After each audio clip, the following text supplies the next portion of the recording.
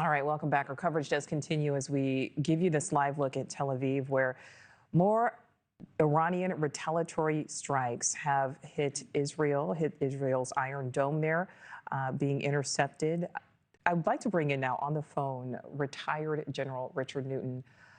General, I have to say, we knew that Iran was going to retaliate in some way. We saw it happen last night. We're seeing it happen now again. It's again nighttime in Tel Aviv, 9:21 local time. This is not necessarily a surprise. What is your reaction?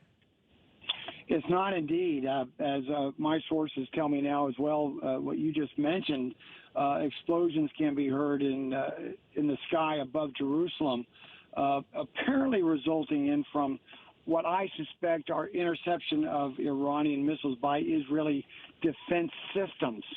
If you recall back on October 1st, Iran levied the largest missile drone strike against Israel.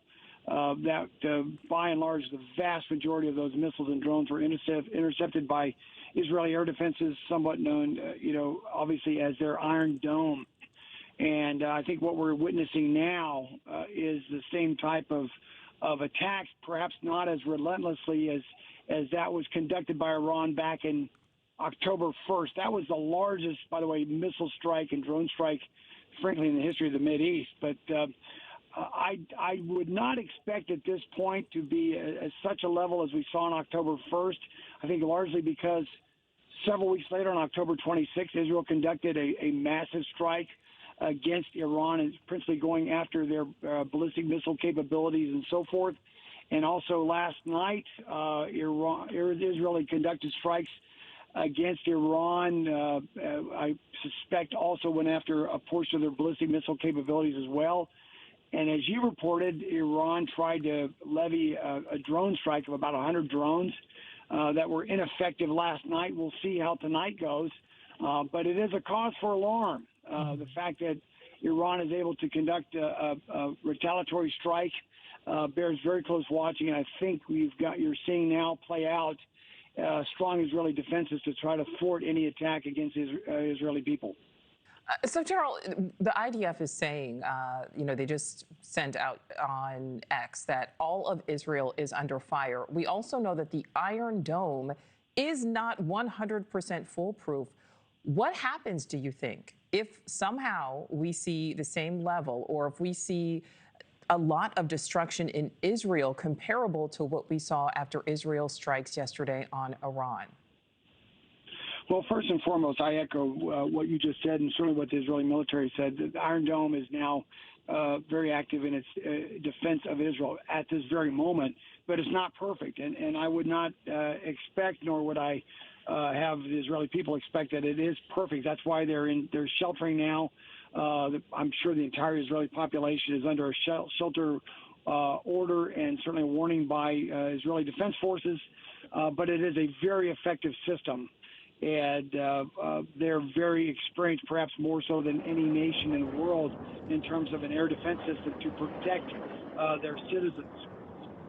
But right now, the defense systems, and you can hear them, I think I'm on the phone right now, but they're actively operating to intercept all the missiles and drones that are coming in.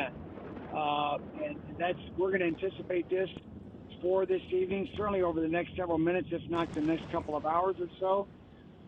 But again, I would expect that Iran is rather limited in its ability to reattack Israel at this point.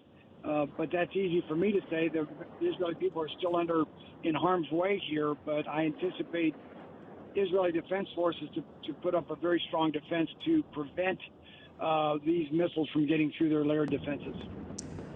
So, General, we know that the Secretary of State, almost immediately after we learned last night of Israel's attack on Iran, almost immediately, we had that statement from the Secretary of State emphasizing that the U.S. is not involved. But we know fighter jets now, American fighter jets, are patrolling the region. We know a destroyer has been moved, instructed to move, a destroyer that can protect against ballistic missiles.